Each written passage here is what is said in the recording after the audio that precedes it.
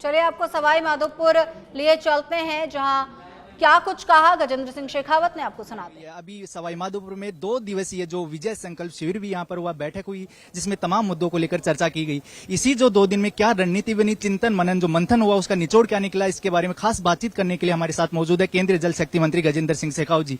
किन मुद्दों बीजेपी विधानसभा चुनाव को लेकर बेहद सक्रिय हो गई है, क्या रणनीति बनाई गई, किस रणनीति के साथ चुनावी मैदान में उतरोगे?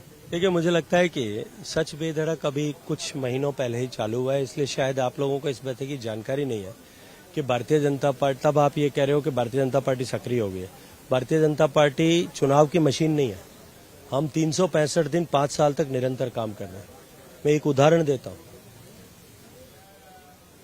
जब कोविड की आपदा आई थी, हिंदुस्तान की नहीं दुनिया की सारी पॉलिटिकल पार्टीज हाइबरनेशन में चली गई थी, सुषुप्तावस्था में चली गई थी। हमारे राजस्थान के मुख्यमंत्री जी 1.5 साल तक घर से बाहर नहीं निकले थे।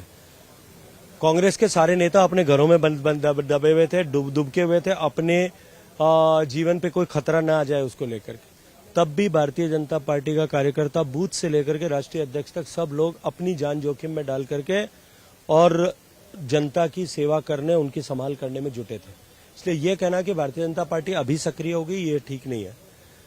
जहां तक रणनीति का विषय है, मुझे लगता है कि रणनीति का खुलासा मुझे मीडिया के सामने करने की आवश्यकता नहीं है, लेकिन आगामी चुनाव में ये राजस्थान की अराजक सरकार, राजस्थान की इतिहास की सबसे भ्रष्टाचारी सरकार, राजस्थान की सबसे गैर जिम्मेदार सरकार, राजस्थान की महिलाओं की, दलितों की, युवाओं की विरोधी सरकार, राजस्थान के माफियाओं को संरक्षण देने वाली सरकार, इस सरकार को उखाड़ फेंकने के लिए हम सब भारतीय जनता पार्टी के वरिष्ठ कार्यकर्ता, आदरणीय बीएल संतोष जी जो हमारे संगठन महामंत्री हैं राष्ट्रीय स्तर पर, उनके साथ, उनके सानिध्य में आदरणीय अध्यक्ष सीपी जोशी जी, आदरणीय नेता प्रतिपक्ष राजेंद्र राठौड़ साहब, हमारी पूर्व मुख्यमंत्री आदरणीय वसुंधरा जी, हमारे भारतीय जनता पार्टी के बाकी शेष सभी वरिष्ठ नेता, हम सब ने बैठ करके ये संकल्प आज किया है कि इस अराजक और जो है शासक अराजक सरकार के कुराज को समाप्त करने के लिए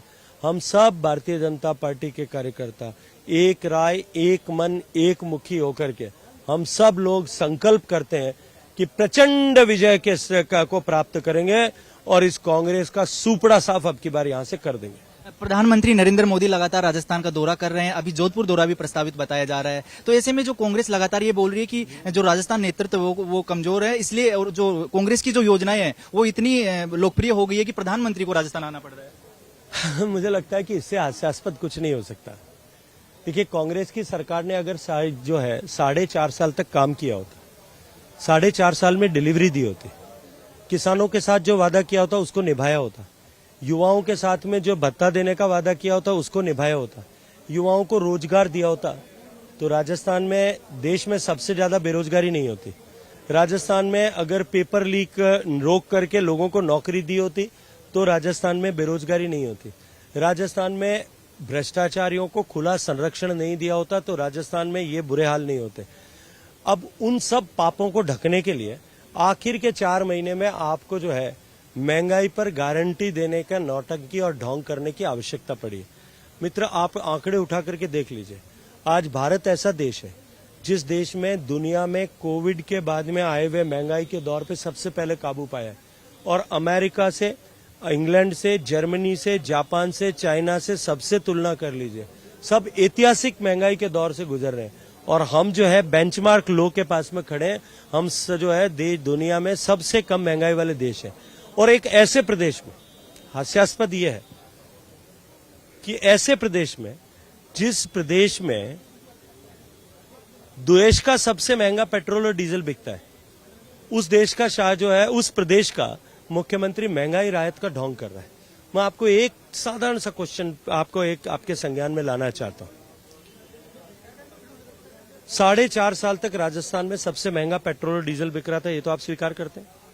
हरियाणा से 10 रुपए लीटर महंगा है, मध्य प्रदेश से, और हमारे पास में लगते हुए गुजरात से सबसे 10 रुपए लीटर ज्यादा है। राजस्थान में आंकड़े उठा करके देख लीजिएगा, कंफर्म कर लीजिएगा, एक भी आंकड़ा गलत नहीं हो सकता।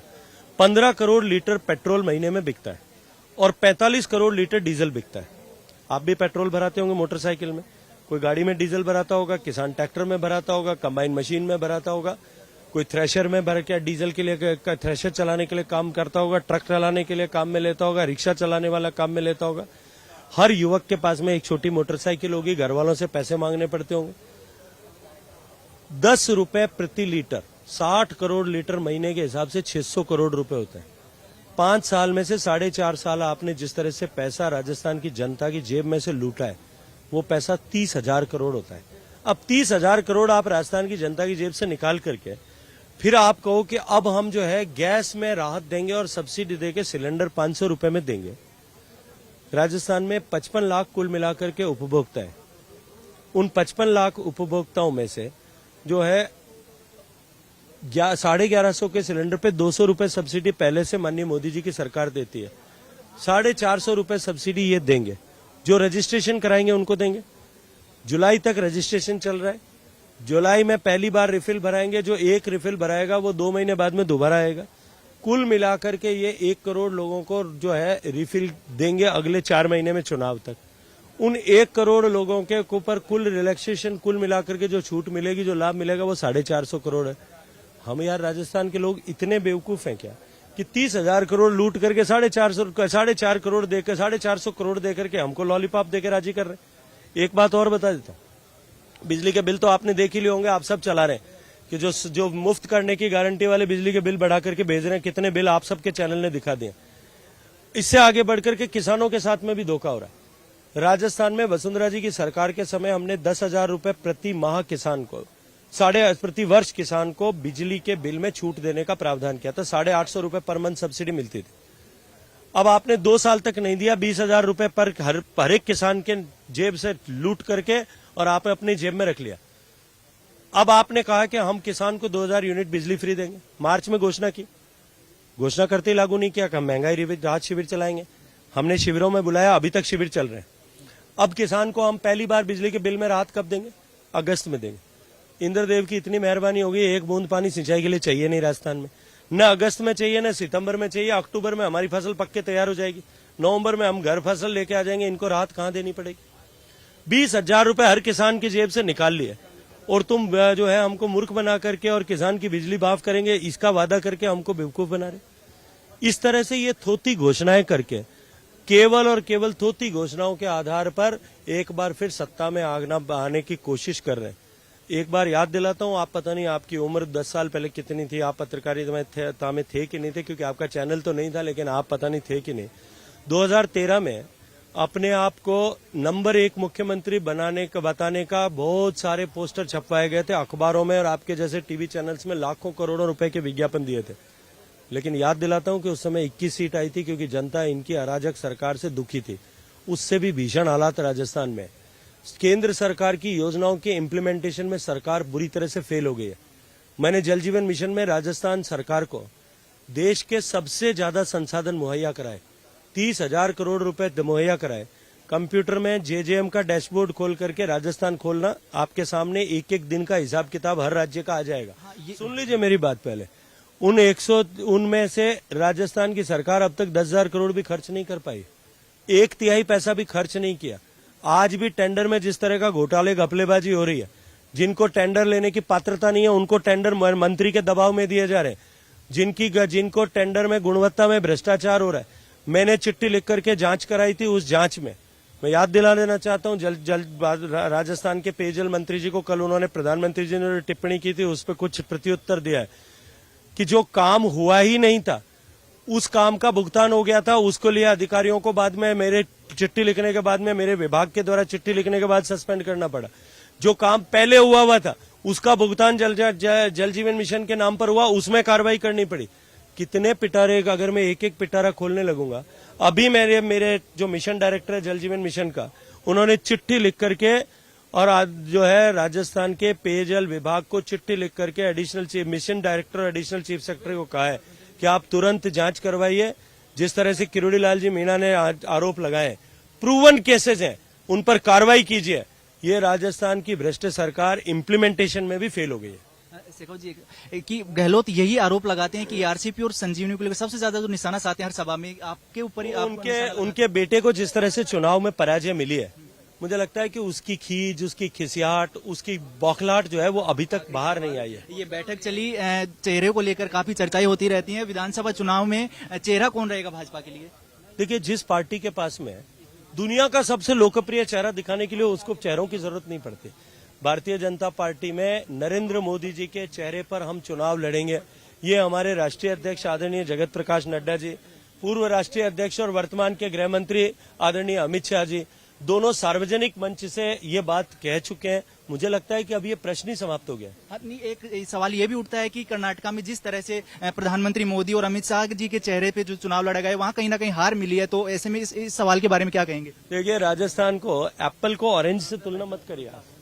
राजस्थान में जिस तरह के हालात हैं और जिस तरह की परिस्थितियां हैं, भारतीय जनता पार्टी, किताब में लिख लेना, अगर डायरी लिखते हो तो आज उसमें प्रचंड बहुमत के साथ में सरकार आएगी। और देखो, ये बात अगर मैं कहता, भ्रष्टाचार की बात अगर मैं कहता है, भारतीय जनता पार्टी का कोई कार्यकर्ता कहता, तो शायद आपको लगता है कि हम राजनीतिक बात कर रहे हैं। कांग्रेस पार्टी के विधायक विधानसभा के पटल पे कह रहे हैं, कांग्रेस पार्टी के नेता, मुख्यमंत्री के सलाहकार विधानसभा के पटल पे खड़े होकर के शांति धारीवाल जी को कह रहे थे कि तुम सबसे भ्रष्ट मंत्री हो, तुमने 50 करोड़ का घोटाला किया। कैबिनेट का साथी, जो कैबिनेट में साथ बैठते हैं, वो माननीय मंत्री जी मंच पर 50,000 लोगों के सामने कह रहे थे कि हमारी सरकार का अलाइनमेंट खराब हो गया है और ये इतिहास की नहीं, जो है दुनिया की सबसे भ्रष्टतम सरकार है, 60% की सरकार। अब उनके खुद के ही लोग सर्टिफिकेट दे रहे हैं। जहां तक जीत की बात है, आप कर्नाटक से तुलना कर रहे थे, इनके यहाँ तो होड़ मची हुई है। एक विधायक कहता है कि हम सिटी बस में जितने बचेंगे, दूसरा कहता है कि हम बस में जितने बचेंगे, तीसरा कहता है कि हम फॉर्च्यूनर में जितने बचेंगे, मंत्री कहता है कि इनोवा जितने बचेंगे। मुझे लगता है कि बिना ट्रॉली के ट्रैक्टर पे जितने बैठ सकते हैं उतने ही बैठ पाएंगे। बहुत बहुत धन्यवाद मंत्री साहब। तो ये हैं हमारे साथ केंद्रीय जल शक्ति मंत्री गजेंद्र सिंह शेखावत, जो बता रहे हैं कि किस तरह से चुनावी रणनीति तैयार की गई है और किन मुद्दों को लेकर यहाँ पर कांग्रेस सरकार को घेरा जाएगा। इसके अलावा बताएं कि कांग्रेस सरकार 5 साल में कोई काम नहीं किया है और जो कांग्रेस सरकार की नाकामी, उन्हीं को छिपाने के लिए यहाँ पर लगातार जो वो अनर्गल बयानबाजी करते रहते हैं। कैमरा पर्सन जमाल खान के साथ सुनील यादव, सच बेधड़क, सवाई माधोपुर। देखिए, आपने सुना अभी केंद्रीय जल शक्ति मंत्री गजेंद्र सिंह शेखावत को अपने चित परिचित अंदाज में उन्होंने सच बेधड़क से एक्सक्लूसिव बातचीत की और राज्य सरकार को जमकर घेरा, जमकर तंज कसे यहाँ पर, और साथ ही बीजेपी की प्रचंड जीत का उन्होंने यहाँ पर दावा किया है।